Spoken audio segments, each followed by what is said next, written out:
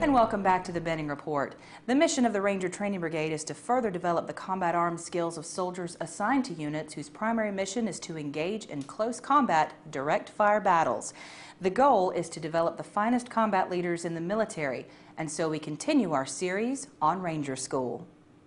If you think you have what it takes to become the next great combat leader and you're coming to Ranger School, you better have picked up and read a Ranger handbook, know the Ranger Creed, and be in the best mental and physical shape of your life, because you're about to begin the finest and most challenging combat leadership course on the planet.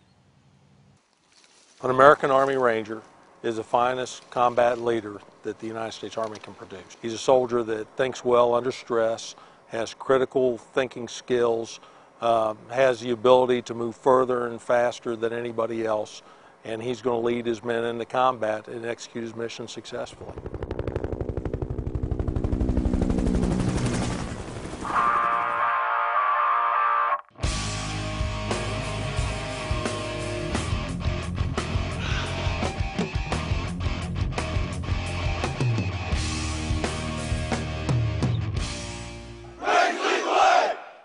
Welcome to the Ranger Training Brigade, Fort Benning, Georgia. It's 32 degrees outside and snowing, and it's a great day to start Ranger School. Hurry up, Ranger!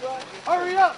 The initial or Benning phase of Ranger School is conducted in two parts. The first is the Ranger Assessment Phase, or RAP Week, and it's conducted at Camp Rogers. This is where students are required to pass the minimum Ranger Physical Fitness test of 49 push-ups, 59 sit-ups, 6 pull-ups, and a 5-mile run in 40 minutes or less.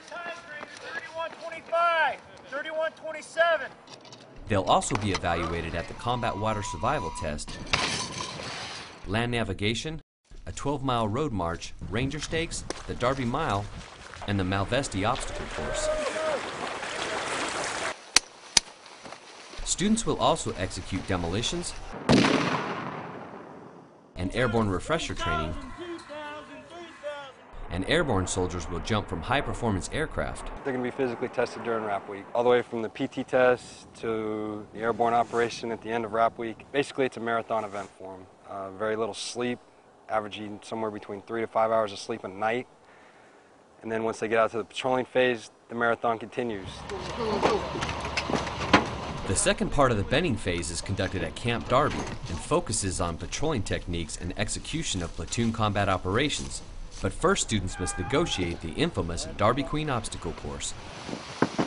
You need to be in decent physical shape, but more than that, you need to have a big heart and you need to be mentally prepared when you come here. Ranger students receive extensive training in the principles of mission planning, the fundamentals of patrolling, and troop leading procedures. The students must demonstrate their leadership skills and patrolling expertise through a series of cadre and student-led combat training operations, which include battle drills, ambush, reconnaissance patrols, and air movement. We're assessing you on your ability to, one, execute the training you've been given, and two, to be a leader. In order to succeed in Ranger School, you must not only pass the physical, mental, technical, and tactical procedures, but you must also be a team player, effectively lead your men, and get a passing grade from your peers in the course.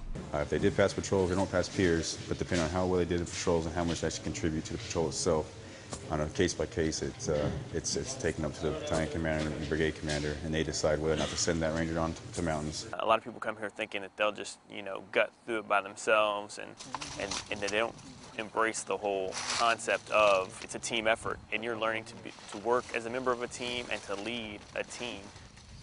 If you think the Benning phase is tough, it's an uphill battle from here.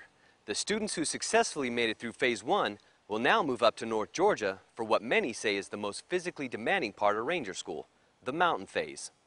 Well, Ron, before we go there, I didn't realize the emphasis Rangers put on peer evaluations.